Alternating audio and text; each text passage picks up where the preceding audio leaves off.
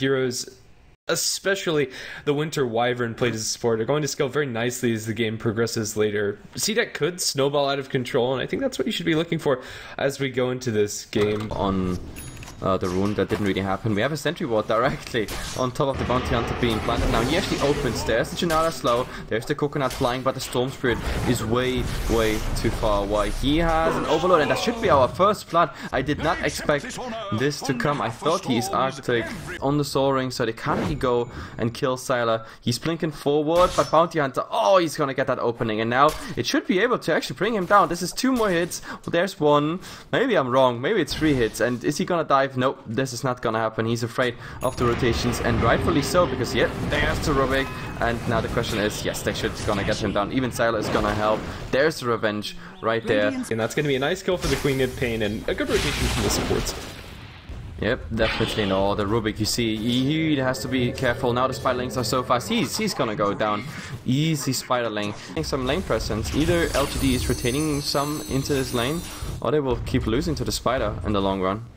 Queen of Pain's going to scream down all of the ites, but now that they bring in the Storm Spirit, they're going to put a lot of damage to the Queen of Pain. She'll blink over the sidelines, but they spun her out with only a level 1 blink. She's going to end up going downhill, but they'll turn this into a straight tower push. However, the Storm Spirit Witch Doctor coming in under the guise of smoke. CDEC going to pop the Soul Ring on the Storm Spirit and zip straight on in. They're going to pull back the Owl. Trying to focus down this puck is pretty difficult. He's going to be able to turn around with the Lethal Orb and the Dream Coil, but goes down just the same. A couple of raises will connect onto the Witch Doctor, making a 1-for-1 trade, but still good for CDEC. Yeah, and this was actually with Sylar rotating. I mean, if you really think about it, right now we have a bounty hunter who's level 6, so that's like the most important level. You're gonna rotate here in the mid. Actually, they want to go on the puck, but oh my god, he's not gonna make it through. What a vortex! The vortex just grabbing him before he can just if they want to stick around, but it's going to be at the cost of the tower in mid. Broodmother is going to be able to take that one out. Yeah, Broodmother is working on the next tower, and top, it's a 4-on-4 situation with the Storm Spirit coming in. There's a nice vortex pulling them directly into Light Track Array. Well, there is, oh, the beautiful blue laser just taking 1 out, and even Sylar is going down before he does so, however, well, he is actually getting the Sonic Wave off, which is gonna get 1 kill. The Maledict damage is not enough to actually get completely happy with what's going on. The Witch Dog alone in the top lane. Okay, that's very interesting. We also have the Lina joining them. He's going to get spotted out inside the river area. Smoke from LGD is going to give away the fact that bounty on the Shadow Fiend. Mechanism up, Requiem with a good amount of souls, but they're going to bash on the Shadow Fiend. Soulster jumps into the pit. The Aegis is going to be snatched by the Broodmother, and they get the kill too. Requiem unwound will kill off the Storm Spirit, and Aegis is going to be dropped immediately, so maybe it's not all bad for LGD. As long as they kill the Broodmother the second time, they'll lift her up, they'll pull her back in, and they have more than enough DPS to kill her off. A double kill for maybe. Although they do get the Roche kill and the Aegis, not worth it at all for CDEC. Invis Rubik going to be scouting into the enemy woods after stealing it off the bounty hunter's hands. It's going to bump to the Witch Doctor and Lina, but maybe they can take this engage.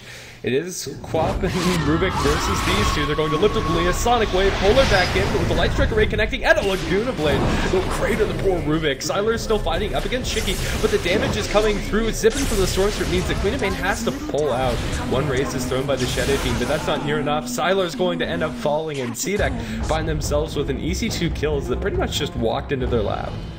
That is also, I don't know, a very dominant build. But look in the mid, there's the track, there's the Janata, even the short plus coming out, Storm Spirit just to be part of it, and I'm not really sure if that's a good thing. At the moment there's a curse, there's even the Dream Coil set up, and now they really want to go ham on a Bounty Hunter. The last thing he does is do the track on the Shadow Fiend, but that's also not really gonna work in the end. Waning Rift gonna get that kill on the Storm Spirit just before he TP's out.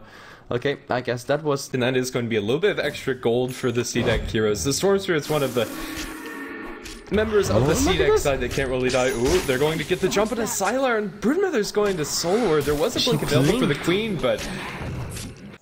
as far as our item progression is concerned, for both sides, we have a BKB up for the Shadow Fiend. That's nice and all, but BKB this game is not going to be the end-all be-all. The physical damage coming out from Brood and from the Storm Spirit is pretty good, but then you look at Luna's side, he has the full Ags, but speaking of the Broodmother, is caught out inside the Radiant Woods, living on less than 50 HP with the Golden Brace and Glimmer Cape. Looks like Rubik is also going to survive. Did nobody die from that? It's incredible, but now with the Glimmer Cape she's healing up.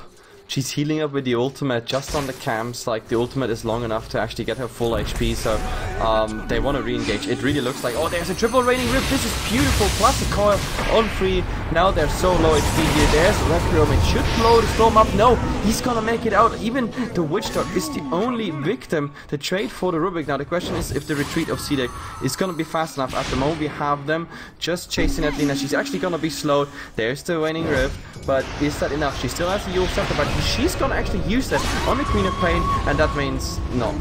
No, no, no. You're not gonna make it home. Yeah, that'll secure her demise. There is a gem.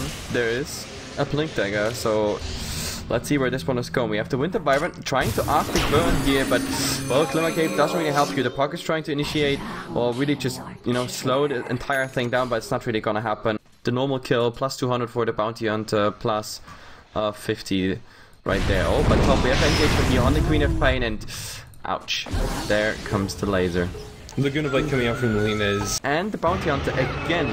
Oh, I'm not really so sure if that's a good engagement. They want to go here on the Rubik before anything else comes up. Just a fresh 10-second BKB. Cold Embrace, just holding him alive for right now. But the biggest problem is the Broodmother that tears the Laguna Blade. Just getting rid of him. The Rubik still alive somehow. There's the Yule Scepter. BKB Shadow Fiend. Requiem damage. Beautifully done here at this point. But look at the Witch Dog. He's doing tons of damage. There goes the Shadow Fiend. And that might be actually the Puck. But the Puck is going to get his silence through on the Witch Dog. Now we have to see if this one is enough. The Rubik finally turning around with a track kill. And this is one track. And I'm gonna take this one not yet for granted because Storm Spirit running. He still has a Bloodstone. He still has decent HP. He should be able for one stop. Actually, the Rubik has to be careful that he's not gonna get snagged up. One more right click. And now there's a suicide.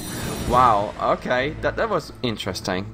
A good fight for LGD, all things considered. A little bit of intel for that push, but it's probably going to be taken out sooner rather than later. Ooh, I heard BKB charge. They're going to zip in straight onto the Puck, but Yulesep just going to take away tracking with a lift up and a Winter's Curse over onto aggressive. It looks like they'll be able to retreat out Wing, although maybe not the Rubik. The Light Strike Ray is off the mark, but with the Laguna Blade Dragon Slave, it doesn't matter. Miss your stun, press R. They'll get that one kill, although it wasn't the one that they wanted. Oh, actually, this kill...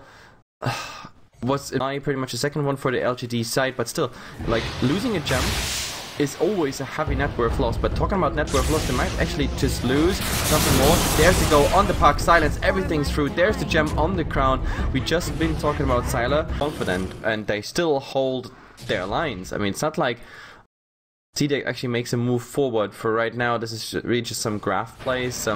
I get some more money, you get some less money, we just get the experience and everything. But besides that, not really making big moves. But talking about moves, there's actually go here on the Winter Vibrant, but who else is there yet? The Spider is being taken out, and the Requiem. Oh, this is gonna really hurt. But they're still gonna go for the right click. Storm Spirit, well, he's fine. He has the Aegis, and the right clicks up to Lina, just taking him down. Lina, however, she has to pay with her life after the Yule Scepter is coming down. Or is she? Well, at the moment, she's still alive, and that uphill miss, that was just beautiful. Well, in the backlines, we have the Rubik using his Ghost Scepter, but I don't think that's gonna save him from very long. Nope, this overload is just gonna kill him. That was really unfortunate. And that Storm Spirit, if he really feels like it, does he go for the Puck? Nope, doesn't seem like it. So the bottom line is 3 kills and a tier 2 tower that will definitely fall now. I think we have about the same on the Shadow Fiend. No, he actually has the 8 seconds still. And, well, talking about BKBs, that is now also on 7 seconds. And CDEC is pretty much happy with it. And in the backlines, they're gonna get the Rubik, which is also an easy track kill for them. So Sword actually spotted it out. That actually might be the case, or it might have been too far out. Oh, Broodmother. There it is. BKB on and just go for it. Nope, in the end, they're just gonna open here on the Rubik, but of course goes for Divine some time. The Queen of Pain still alive, Cold Embrace, and the Curse stopping him at the moment, however. Look at the Shadow Fiend, he's already going down. It's a 1-1 trade with a Sonic Wave, just popping up the Witch Dog. Is invisible at this point. Is there a Coconut flying? Yes, on the Rubik. Rubik is not gonna make it. He's definitely going down. Oh, with that 4-star. That's a beautiful play, but if you have the Storm, he does not care. Now the question is, Queen of Pain, does she have enough HP? There is another Orchid. Cold Embrace, holding him alive at the moment, but Maledict is really doing it. The perfect timing. Oh, but look at the Puck. He's coming in. Triple silence, and at least he gets the kill on the Storm Spirit, making this a 3-for-2 trade. The question is that it really feels like jumping in, going for a target. To be honest, at this point, I think it might be even an easy one to jump on the Shadow Fiend and then try to get this one down. There's the hack, there's the track, and now the question is, should they get them down for the BKB? Yes, it's gonna be possible. There's the Colon Phase, there's even the Curse. At the moment, oh, the Spider almost killing that Storm Spirit. He's really trying to work on this, but here's the BKB in the background. We actually have the Puck fighting for all of this. The H is finally going down, but look at the Lina going ham with that Eye of Scotty, but CDEC, it was a very, very interesting approach into the space. Now they're gonna go for the Winter Wyvern. Winter Wyvern already down. The new tracks are coming out. Nice bounces here. The Coconut flying actually on those supports.